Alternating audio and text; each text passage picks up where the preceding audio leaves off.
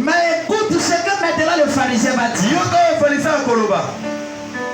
Le pharisien debout priait. Ainsi en lui-même. Oh Dieu, je te rends grâce parce que je ne suis pas comme le reste des hommes qui sont ravageurs, injustes, adultères, ou même comme ce publicain-là. Il continue. Je jeûne 2 fois la semaine. Je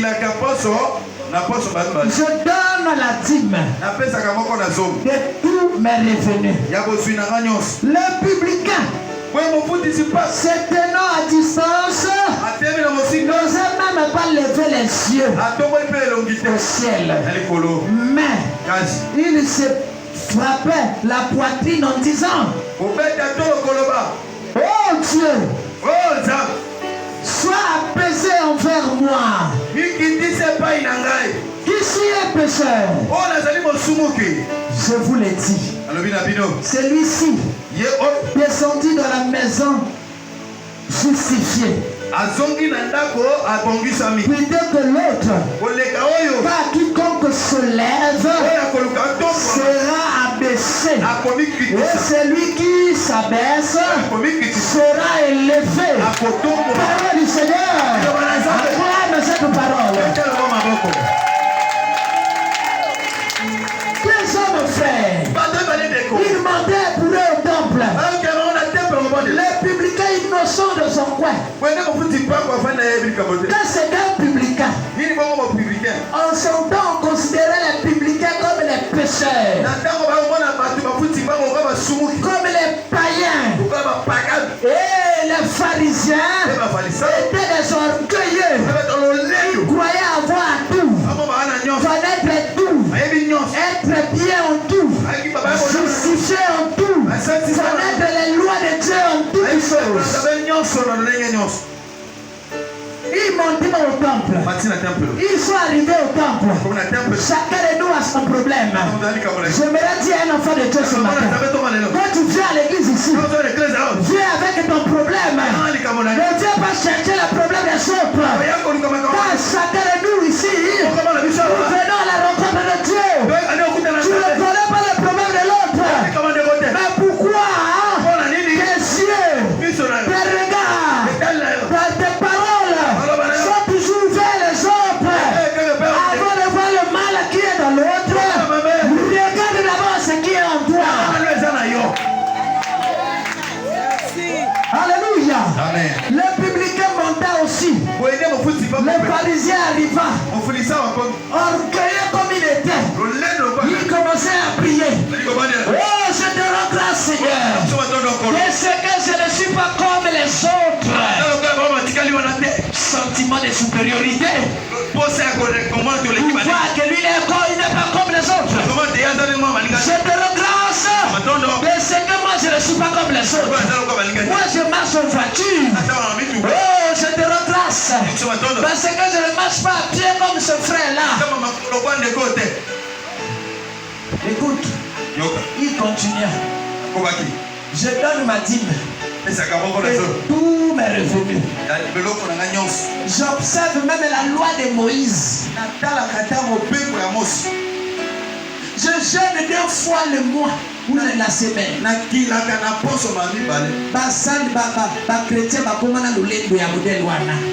Comme celui qui parle en langue, ça ce sont les pécheurs. Oh non, ça c'est un pécheur. Lui là, oh. Il n'a pas l'esprit. Qui t'a dit que ta langue là c'est l'Esprit Saint? Parfois tu es tourmenté par un esprit mauvais.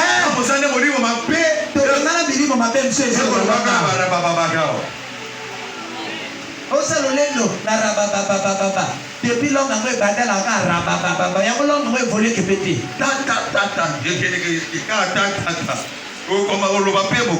oh non, il n'a pas l'Esprit Saint. C'est moi qui chante bien ici. Quand je chante, oh, les gens acclament.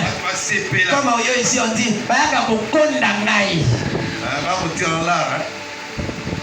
orgueil.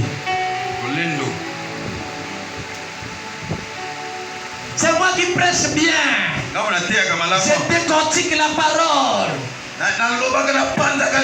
Pharisien.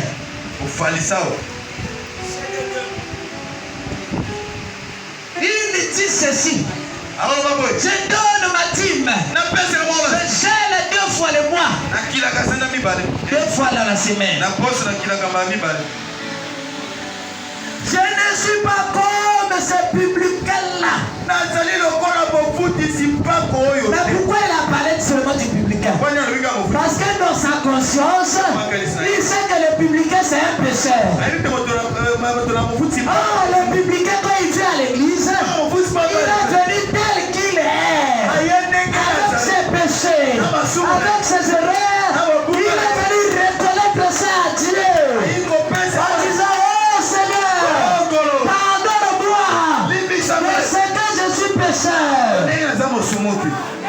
Mais lui, il continue à voir le péché dans le publicain. Le publicain était justifié par Dieu.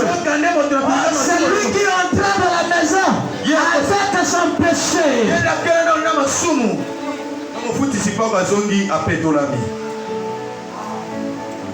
Oh, gloire à Dieu.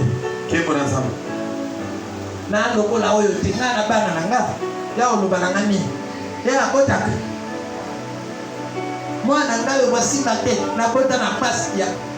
Nzambe una pesa kai. Yo yebi nele basaka moi. Na kota ina Césarine basaka na tema kona. Césarine balinga musupe bakufa na yango. Yaka ngolo nzambe. Ngana salaka. Ngai s'occuper na boutique Frère Israël. Na Frère Israël a tellement na boutique. Na boutique. Tu boutique internet pour le demande yo nene nzamba zo tombola yo. Tubisa kaka jamais. Lokola pesa le bamicolteur. Oh papa écrasant. Papa télémi pas wabwe. C'est moi qui gère la société des écrasants là-bas. Des écraseurs là-bas. Alléluia. Il méprise les autres. Oh, mais je vais faire quoi? Oh, on a foufou à ça. Oh, le sein impudique là. Son foufou ne passe pas ici. Et même ça magie. Foufou na yo yo. Ah. Et même ça n'a moule. Et biso tu devant les amis à Tombolio. Mais pour aller nous saluer, pour aller nous saluer. Moi je dis souvent au centre. Moi quand je viens ici. J'enlève mes grades, j'enlève tout ce qui est à moi. Je ne veux pas qu'on m'appelle docteur ici. J'aime qu'on m'appelle frère Yous ici, c'est important. Parce que j'ai été frère avant que je sois docteur. Donc ici, on est tous enfants de Dieu. Les talents à la maison, tout ça là au boulot. Ici, on est enfants de Dieu.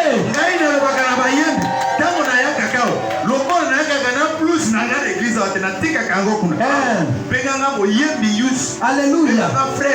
Et quand il s'agit de chanter pour Dieu, frère, je le chante. Je ne vois pas ce que je suis. S'il faut m'agenouiller, je m'agenouille. Je ne vois pas ce que je suis. Parce que je sais que tout vient de Dieu.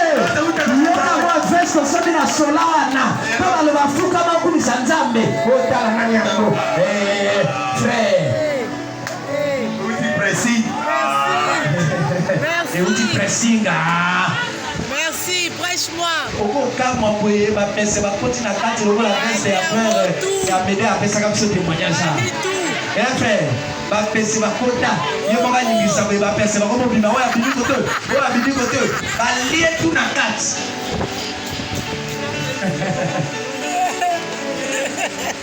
Super, ma soeur. La Bible dit ceci pour conclure. Ayez en vous les sentiments qui étaient en Jésus-Christ. Lui était en qualité de Dieu. Il n'a pas vu comme une proie arrachée d'être égal à Dieu. Il s'est débrouillé de lui-même. Alléluia. Alléluia. Il s'est humilié. Il s'est humilié jusqu'à la mort. Mais quel type de mort? Jusqu'à la mort de la croix.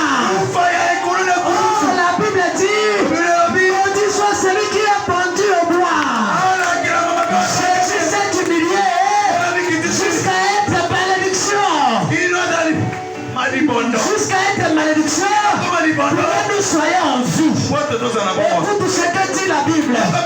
C'est pour ça. C'est pourquoi Dieu l'a souverainement élevé. Et il a donné un nom au-dessus de tous les noms. C'est tout genou. Fléchisse. Et toute langue.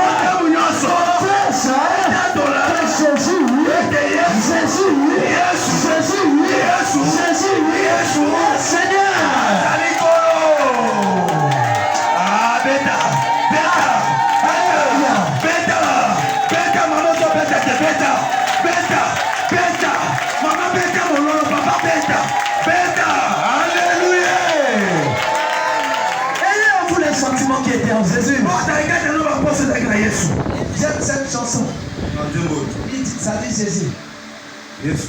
Quand il marcha là-bas en Galilée, Jésus il s'humiliait. Il s'humiliait encore jusqu'à se laver les pieds des disciples. Alléluia.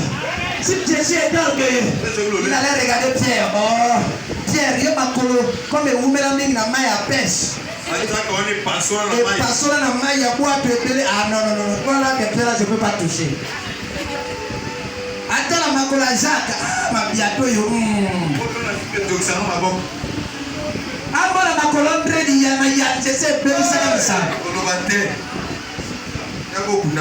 Mais Jésus s'est humilié. Que Dieu te bénisse, mon frère. Jésus s'est humilié. La Bible dit il lava même les pieds de ses disciples. Quel que soit ce qu'il était. Mais Jésus s'est humilié jusqu'à la mort. Et la mort de la croix.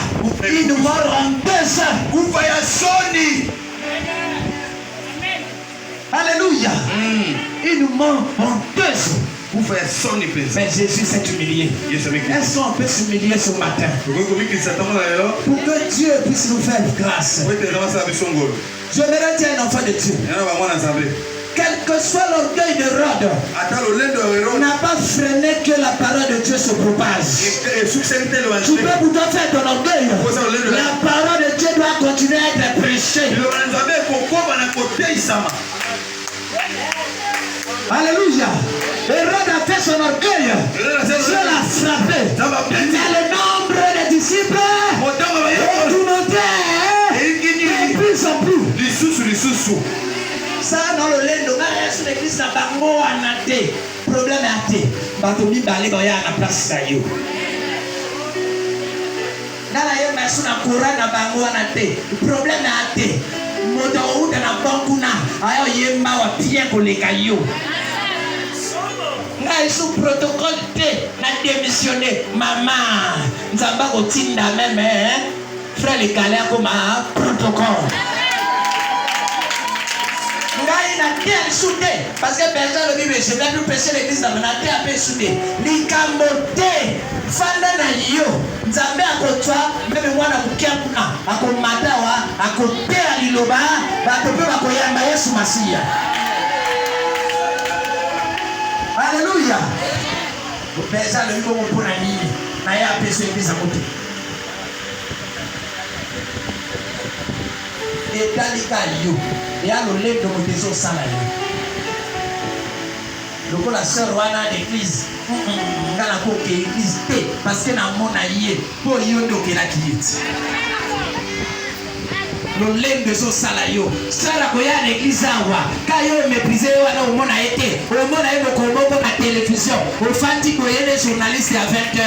Abadi koye. Alors bonsoir à tout le monde. Les journalistes, Gaïsser Intel, à la présidence, ça souhaitait partir.